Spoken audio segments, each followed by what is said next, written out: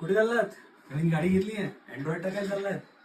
सावधान राहा जरा, कारण की अँड्रॉइड मध्ये काय होतं, तुम्हाला 4 GB सांगून डेमोज देतो तुम्हाला सांगण्यापेक्षा. या इकडे.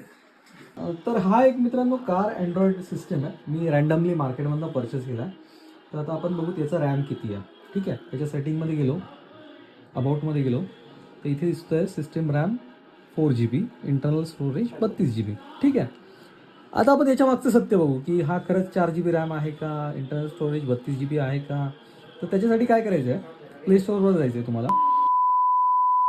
सॉफ्टवेअर आहे ते डाउनलोड करायचं आहे. सॉफ्टवेअर काय करतं की जे रिअल हार्डवेअर आहे ते रिअल हार्डवेअरचा डेटा आपल्याला आउटपुट काढून देतो. तर आपण हे ओपन केलेलं आहे. इथे डिव्हाइसमध्ये गेलं तर इथे तुम्ही बघू शकता टोटल रॅम 2 GB. म्हणजे तुम्हाला आता कळालं मी काय म्हणत होतो. 4 GB म्हणून तुम्हाला हा मार्केटमध्ये विकला येतो. तुम्हालाही कमी रेट आहे म्हणून तुम्ही पण घेऊन टाकतात.